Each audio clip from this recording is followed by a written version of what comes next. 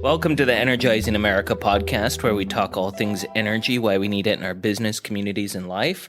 Excited to sit down with Mr. Brandon Monson today, a fella I ran into. Boy, when did we run into each other?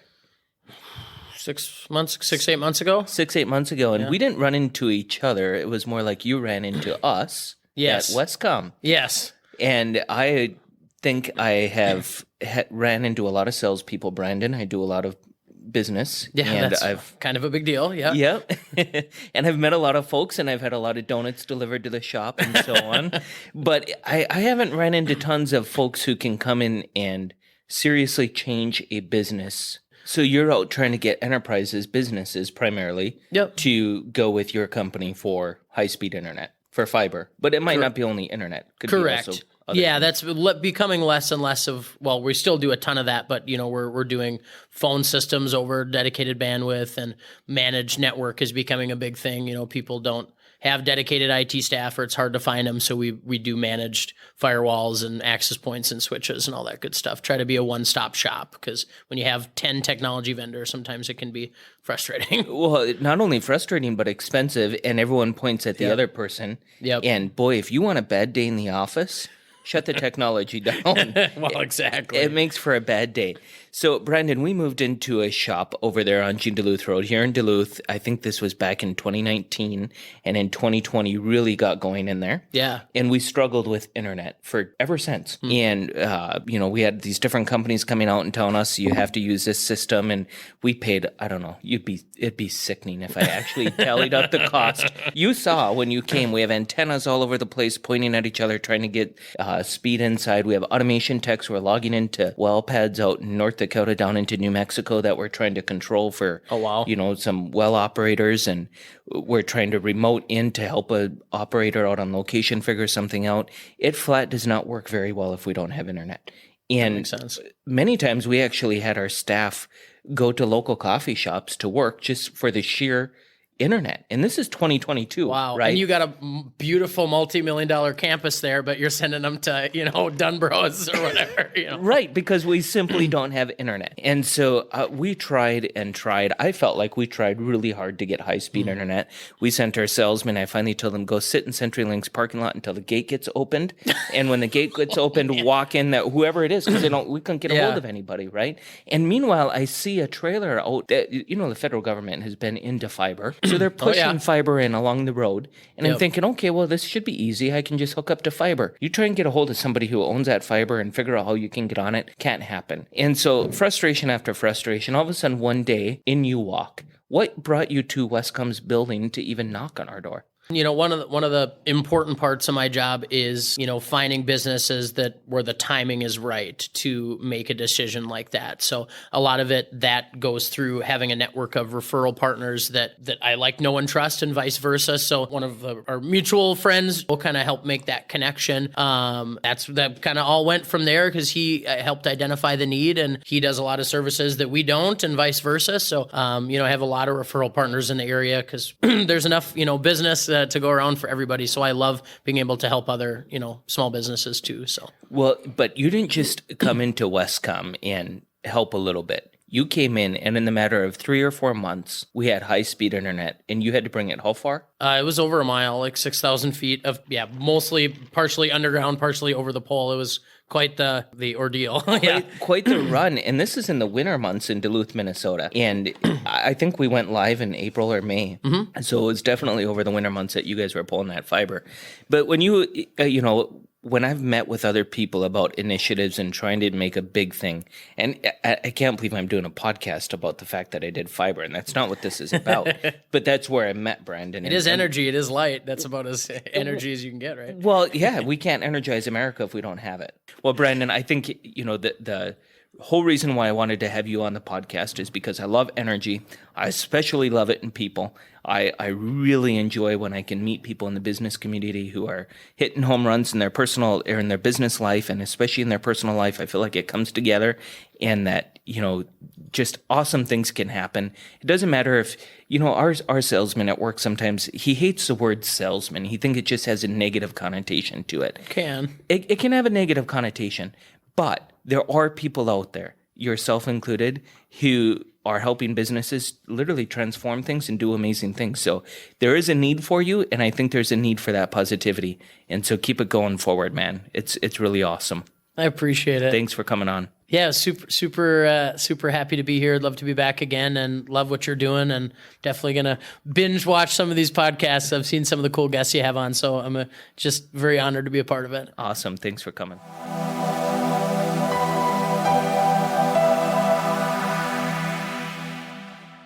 Welcome to the Energizing America podcast, where we talk all things energy and why we need it in our homes, our communities, our lives, both physical energy and just energy in general. And I was alerted to an energetic guy and have had the privilege of listening to some really cool podcasts.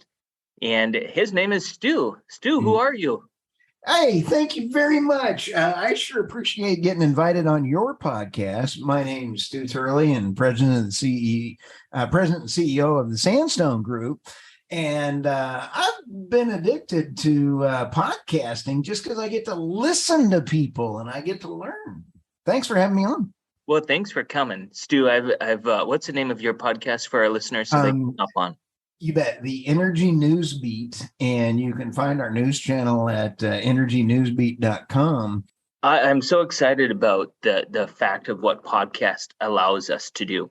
There's a hidden story about energy, and I struggled a lot about it over the last almost 9 years that I've been in this business. Why are we not telling this story?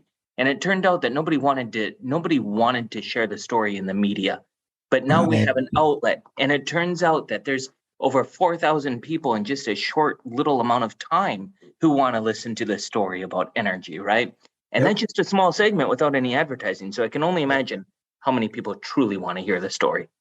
You know, I am totally surprised because, and I don't know if you've seen this, Shane, but I was at the grocery store not too long ago, and I was in a bad mood. Prices were going up and everything else. Of course, I hate people, so I was sitting there talking to the cashier, and he goes, "Well, what do you do?" And I go, "I'm a podcast host." And he goes, "Really? Now it used to be policeman, fireman. Now if you're a podcast host, you're a somebody." I'm going through, like waving like the Pope. So right. Autographs later. Talk to my security detail. Stu, when we talked about podcast about a year ago within the Westcom of just how can we better. Right. In our business, in our life cycle of our business, it's become more and more near to me. Like, I love Westcom, and it's important to me what happens there. But it's only because I love the people within Westcom. And I need to learn how to tell the story about the people within Westcom. And I don't appreciate when I read in the media as though we're a bunch of greedy oil CEO, whatever it is, because I'll tell you who we have.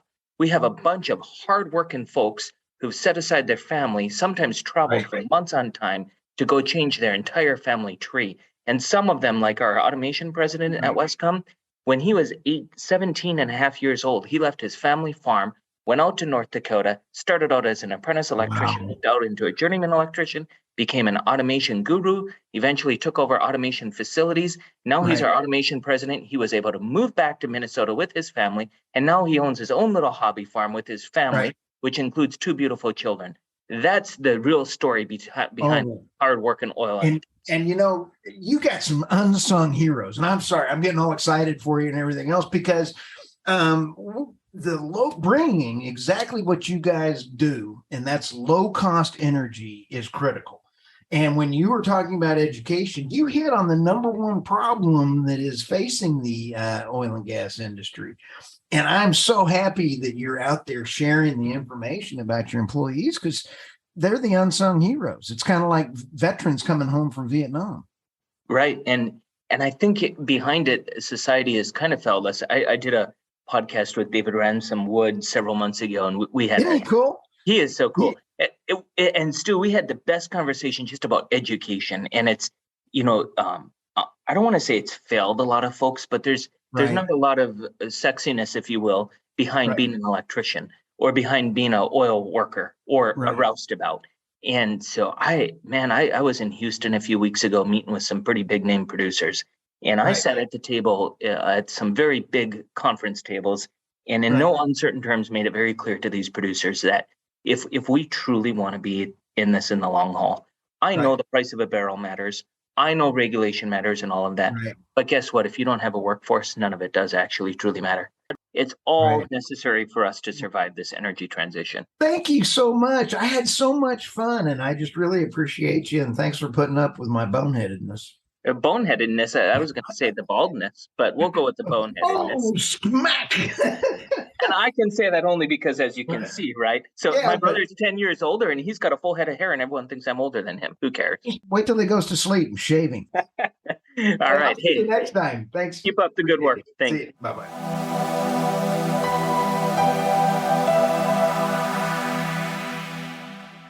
So, welcome to the Energizing America podcast.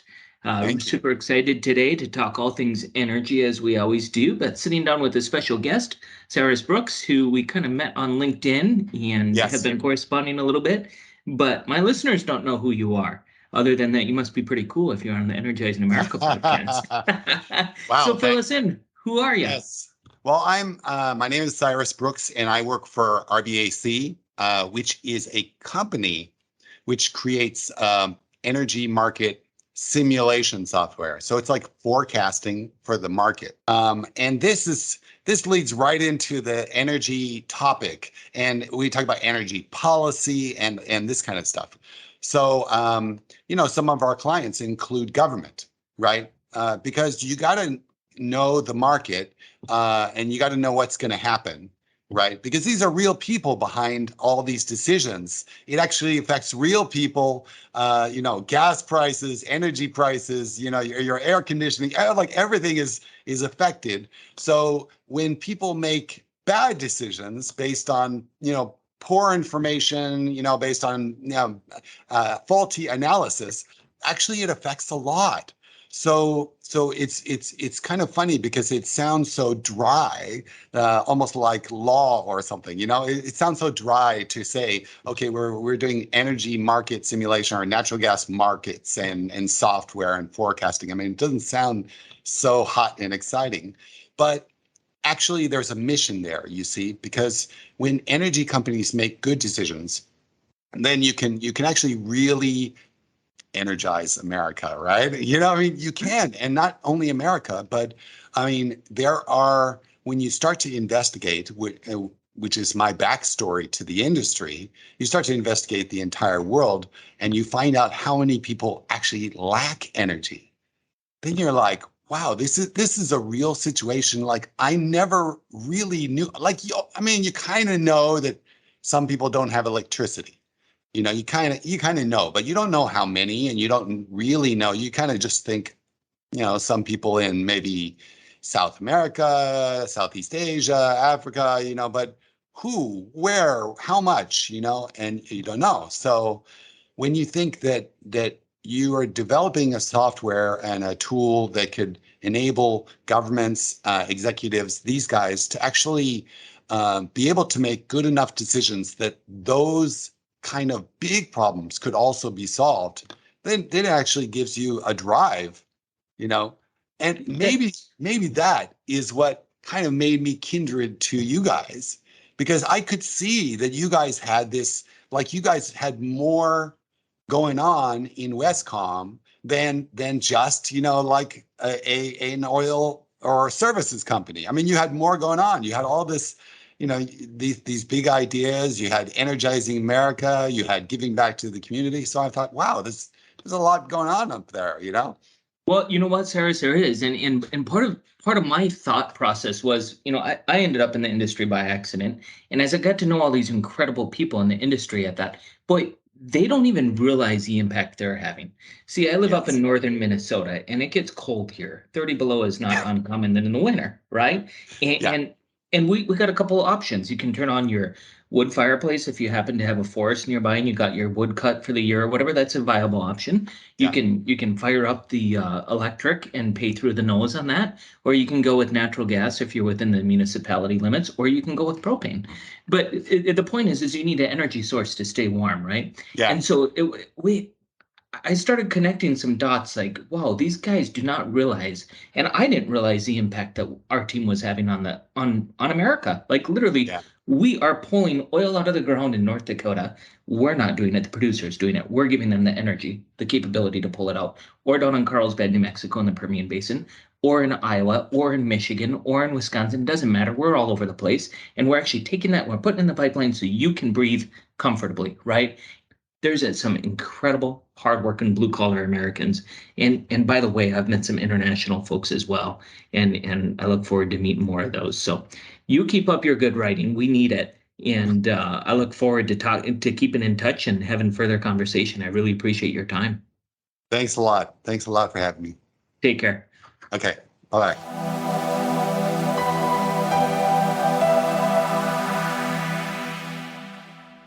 Welcome to the Energizing America podcast, where we talk all things energy and why we need it in our business and our communities and our life.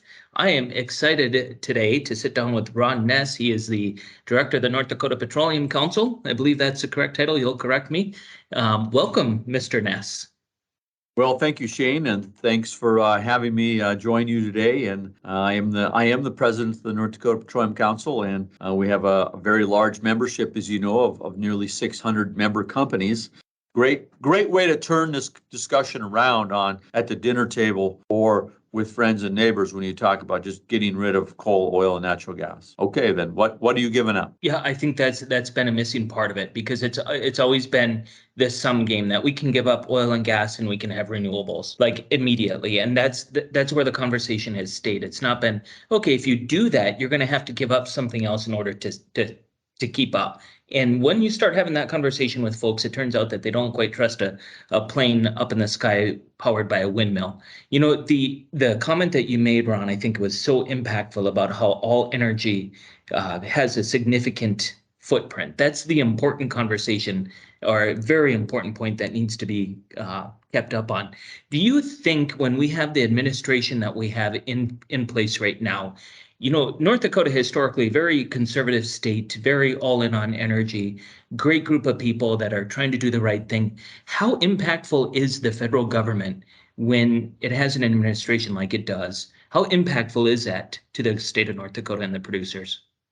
Well, I think it's extremely impactful, and it's impactful to the price. Every given day that administration sends messages to the market, sends message to investors, it sends messages to young people, it sends messages across the world that we're moving in this direction when they know fully well that's not feasible or economically possible or sustainable. So I think that is a big, significant impact, and one that can change with elections, but the messages you send from federal agencies, from the White House, from the podium every day have a huge impact on how we move forward, backwards, in which direction we're moving on energy policy.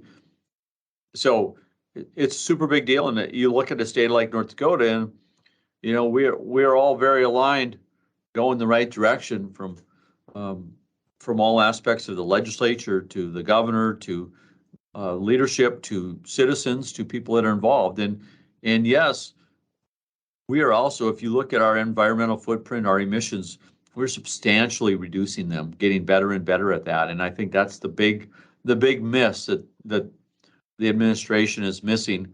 But they're progressive extreme left in the big cities and in these big voting blocks.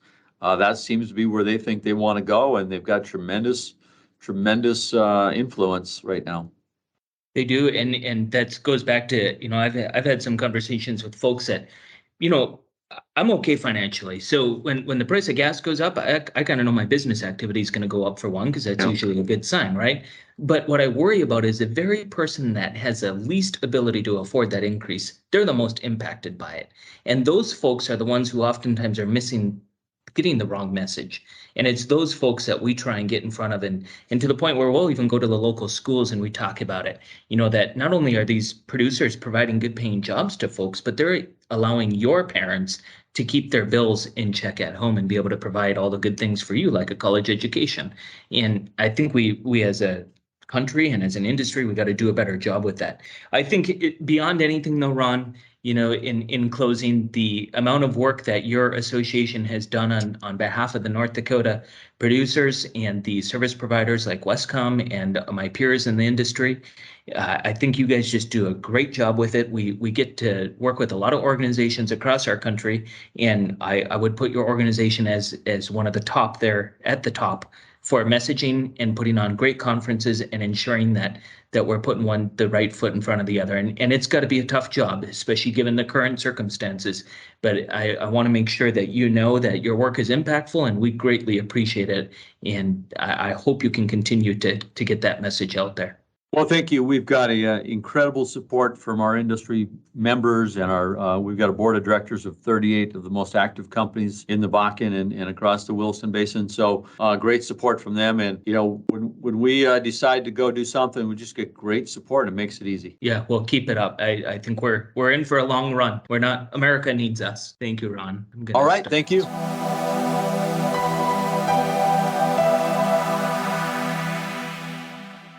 Well, welcome to the Energizing America podcast, where we talk all things energy, why we need it in our business, communities, and life, and why we really need it in the oil and gas industry. But excited to sit down today with Mr. Walker, Matt Walker, owner of Walker Inspection, and chat about what in the world is going on in the oil industry and the energy industry. So welcome, Matt, and thanks for coming on with us today. I appreciate it. No problem, sir. Appreciate the opportunity. I would love for our listeners and myself to understand better, what is the story of Walker Inspection, a small town Gillette, Wyoming guy coming to be a Walker Inspection company? Walk us through the history of Walker. Sure. So Walker's kind of a multi-generational thing, but it's kind of a unique story. Is actually my dad started Walker Inspection in 1986.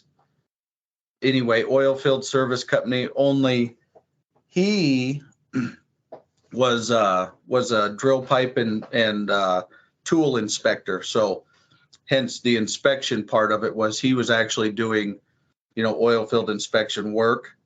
And then when the oil field slowed down, I believe in the mid 90s, we all he stopped doing it. And then we all wound up just going and working on drilling rigs for the next 8 years. And then when this new oil field popped off in about 2010, me and my brother picked Walker Inspection back up and started it again as a pressure testing company. So, like I said, it's an older company, but it kind of lingered there for quite a while, just doing odd things here and there. And then after me and Andy, that's my brother, we got tired of roughnecking. We picked that back up and then started to figure out this, oil field pressure testing thing. So, like I said, him and his brother ran it, my dad and his brother, and then they actually bought these drilling rigs, and me and my brother ran them. So it's always been family stuff. The four of us have always been a pretty good team, and actually now it's just my dad, my brother, and myself. My uncle, we bought him out, and he twisted off to Arizona. So anyway, yeah, once everybody was tired of roughnecking, we figured we had to figure out how to get on the other side of it. So yeah, well, I would imagine that roughnecking experience probably has been a pretty big help for you as you went forward. Sure, yeah. When I built my first BOP test rig, which is primarily where we operate in that space, is underneath the drilling rig testing safety equipment. Like in New Mexico and Wyoming too, those operations are looked over by the BLM, so federal government. So it was a pretty important job, and yeah, having a knowledge of the rig and the components and how things line up and stack up, it was helpful to say the least. Nothing would have prepared me for what was coming, but Please I stay. think I think that's the cool part about business, and I don't Yeah. care what industry you're in or entrepreneurship just in of itself. People are like, dude, where'd you learn how'd you get where you are? And you're like, I don't know. I just woke up in the morning and I put my boots on and I went and repeated it, and stupid Finns just keep doing dumb things, and eventually Yeah. there you are. Yeah. And by the way, I don't know if we ever make it. That's a fascinating part. People are always like, how'd you do it? And you're like, do what? Matt, I know you're a busy guy and you got to go. So we didn't get a chance to hit on a couple other topics. It's awesome to meet another guy in the oil field. One of these days we'll sit down in person. We'll have a good lunch together, and hopefully Yeah, we no can talk kidding. about, we Yeah. work in a demanding industry where these operators are up our throat. They Yep. need things done. And we got to flex into that. So awesome job. It's so cool to see folks in this business succeed. It's a help to me. I've only been in the business 10 years, and it's just awesome to meet some other scrappy people who Yeah. claim they don't know what they're doing, but they're making it. And that's where we find ourselves and all of our listeners. So it's really Yeah. cool. It's nice to meet you too, where you're in the industry and you have a podcast like this that's bringing some of this to light. I mean, it doesn't have to be me or Riley or whoever. There's so many people that are doing such a great job. There's we are doing something here. Yeah. Nobody knows what we're doing, but hey, here we are, and we're trying to educate the folks that, hey, put your boots on, get some energy behind you. We got things to do. That's where we're at Walker. Well, hey, Matt, thanks for your time. I'll let you Sure. go. I know you got big things going on, but we'll catch you on the flip side. Thanks for your time. Call or text anytime, buddy. Okay, thanks. I appreciate that. Take care.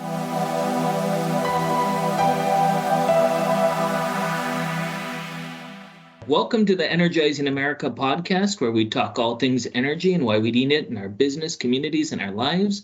I'm excited to sit down today and visit with Dick Storm, who's had quite a career in the energy industry. So welcome, Mr. Storm.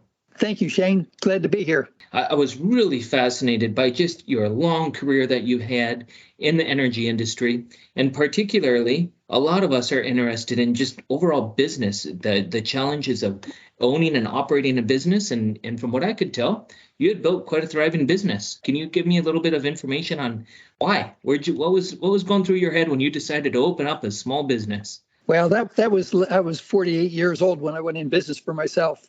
So the preceding 30 years or so, I was working for big companies, and I always enjoyed coal power generation. And unusually, I'm one of the lucky people in the world that as a teenager, I was fascinated with power generation. And I went to a trade school that taught power generation. And back in 1959, we were over 50% coal power in America. And I was a 16-year-old that understood that. But anyway, I got fascinated with coal power, graduated from Williamson, and ended up working for Babcock and Wilcox in Barberton, Ohio, on nuclear steam systems when the Oconee nuclear plants here in South Carolina were being designed. They went into operation, the first one about 1970. And back then, nuclear was going to be too cheap to meter. But, I just didn't like all that darn paperwork. And all the smart, experienced guys at B&W were coming to nuclear and special products where I was working, leaving the power generation division because coal was going to be dead in a few years. That was 1965. And nuclear was going to be too cheap to meter, according to the head of the Atomic Energy Commission. So I was advised, I was 20 something at the time, and my senior peers, told me, he says, Dick, you really don't want to get into coal. Those plants won't be around in 10 years. That was 1965. I said, you know what? I'm just going to read everything I can. I'm going to work really hard. Certainly, there's going to be enough of them to keep me employed for the next 40 years. And I was right. I stayed employed and made a lot of mortgage payments working in coal power generation. And I got involved in gas, and I got involved in mining, and I got involved in other things. But it all came back to coal power generation is where I made my way. So, you back in 1965, folks are telling you the coal industry is a dead industry. It's maybe got 10 years ahead of it. This fascinates me every time I talk to folks that have been in the coal industry because You drive through the great state of North Dakota into Wyoming. There is so much coal available in this great country. And we over here in Duluth, Minnesota, a lot of it comes over here to the ports and gets loaded up on the ships and gets exported throughout the world, mostly, even for our own use internally in our country. But there's so much negativity around that coal. So here you got in 1965, you stay in the business. You eventually in the 90s start your own business, if I remember correctly. And you build this business called Storm Technologies and Storm Engineering. You must have you throughout your life had people telling you, what are you doing in the coal business? Well, actually, we did pretty well. And one point along the way, you asked the question, why am I passionate about teaching the public? And when we would go to a PTA meeting or a cocktail party or any kind of public setting, and people that I would meet, new faces, they say, what do you do for a living?